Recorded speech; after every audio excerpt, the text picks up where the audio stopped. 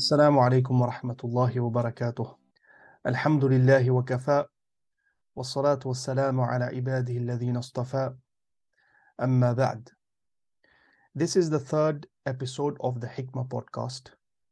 And in today's episode, we will talk about seeking knowledge, a Quranic paradigm.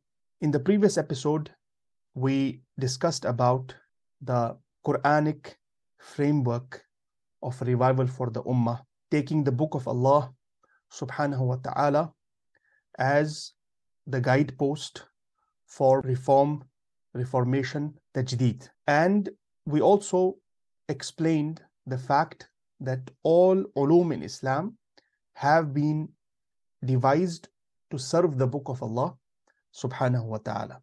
Now, following this discussion, let's go into the subject of knowledge itself based on the book of Allah subhanahu wa ta'ala.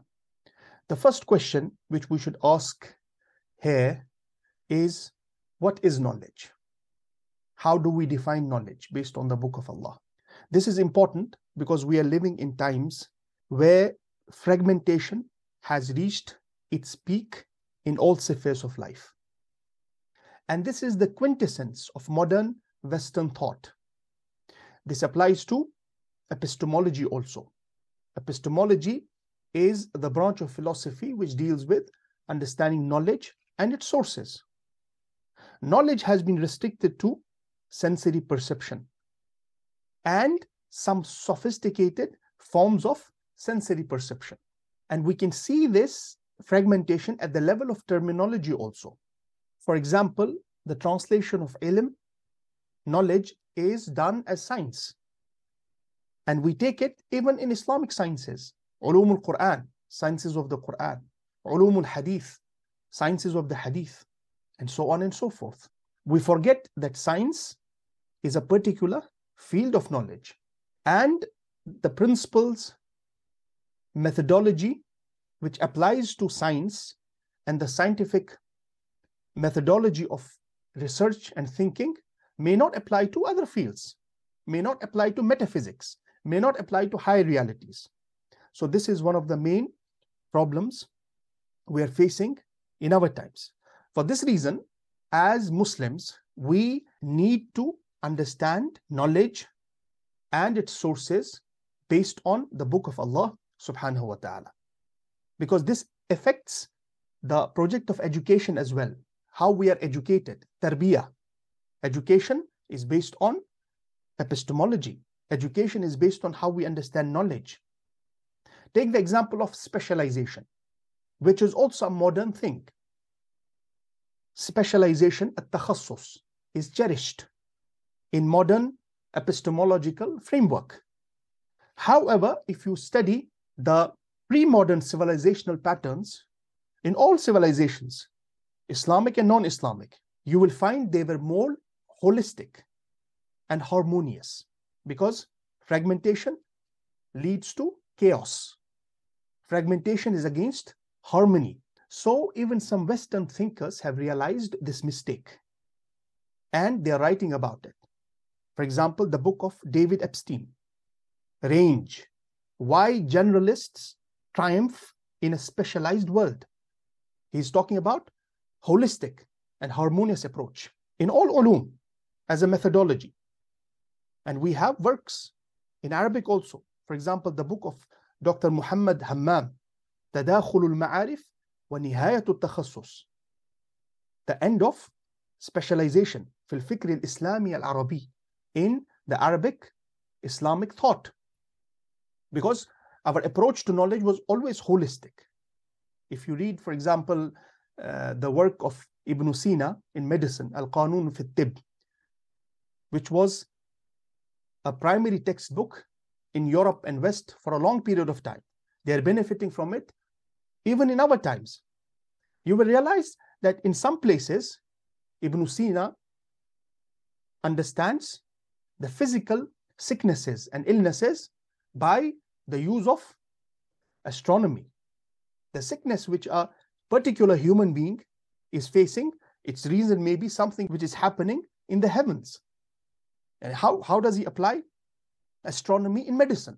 Otherwise, astronomy and medicine are two different subjects. They have no relationship with each other. And this profound methodology was applied by Muslim scholars in the best way.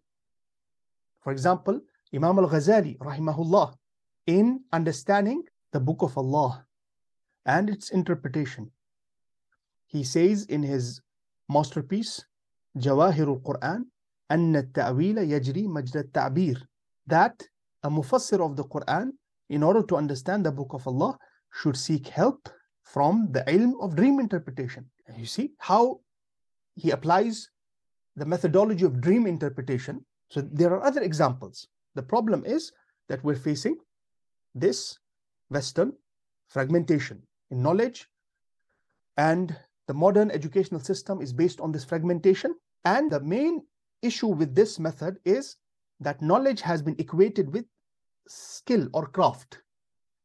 Knowledge and sina'ah have been equated, which is a big problem.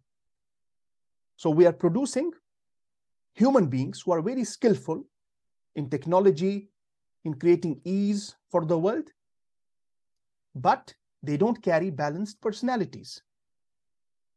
Because what they study is skill and craft. It is not knowledge. For this reason, modern Western civilization has even severed its ties with its past, the Greek philosophers, because they also believed in some higher forms of knowledge. And the knowledge based on aql, intellectual method, is better than the knowledge which is based on five senses. So, coming back to understanding the meaning of ilm, if you reflect on the Book of Allah subhanahu wa ta'ala, you will realize that it uses the term ilm in two important meanings: creating strong Islamic identity and nurturing Islamic personality.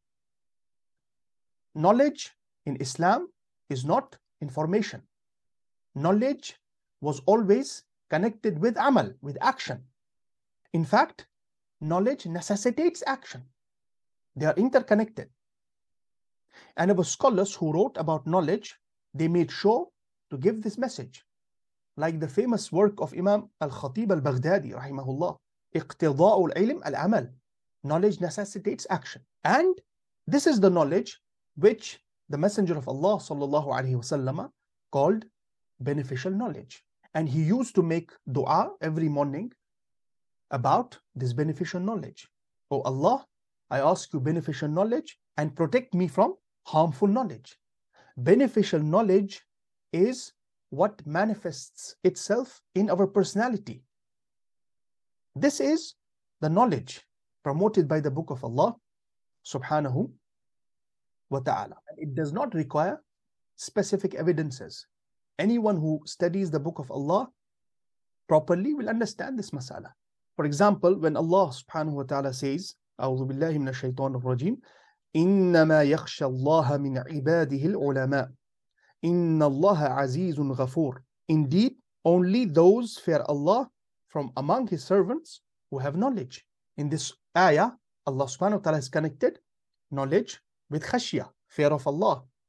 And from this, the early Salaf used to say, كَفَى بِالْخَشْيَةِ عِلْمًا. Fear of Allah is sufficient knowledge.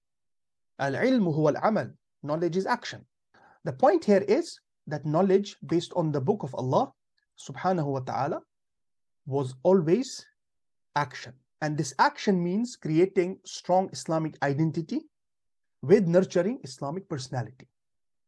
So we need a reform in the traditional method of seeking knowledge, which is overemphasis on the subjects which are sina'at or tools, ulumul ala, on the expense of subjects which are maqasid, the goals. And this is a famous classification based on our tradition. The subjects of Islam are of two types: ulumul ala, the tools, like ulumul Quran, ulumul hadith, grammar, al-nahu, al-sarf, al-tarikh, history. These are all ulumul ala, the tools. And ulumul maqasid, the goals. The ulum which are the goals. And these tools are used to understand those ulum, to reach those ulum. like Aqidah, Hadith, understanding the text of the Hadith, applying the meaning in life, As-Sirah, Usul al-Fiqh, Al-Fiqh, Al-Akhlaq, Al-Tasawwuf, and all other ulum. And we know all these ulum, both ala and maqasid, they're based on the Book of Allah. They serve the Book of Allah. So our problem is, we are focusing on ulum al-ala more, which was like salt in the food, and we are neglecting the food itself. So as I said, the traditional method of seeking knowledge needs reform. And reform does not mean destroying the structure and the classification. Reform should be based on careful selection and rearrangement of the ulum, in which we take the Book of Allah subhanahu wa ta'ala as the foundation of change. We ask Allah subhanahu wa ta'ala to grant us understanding and give us tawfiq of amal.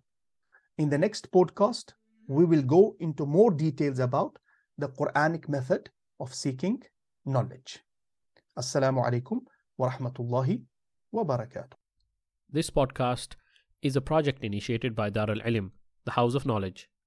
Dar al-Ilm aims to revitalize the simple message of Islam and its practical application in life, making it accessible and relevant to the needs of the Muslims. We intend to address a broad spectrum of classical and contemporary themes in Islam and are open to all Muslims. Another project we are close to launching is on-demand and live courses. Do check out our website www.daralilm.org. Please don't forget to subscribe to receive the latest updates from Dar al-Ilm. I thank you for your time listening to the Hikmah podcast. You can subscribe to the podcast using your favorite podcast app. We are live on Spotify, Stitcher, Google Podcasts, and Facebook. Until the next podcast, Astawdi'ukumullah.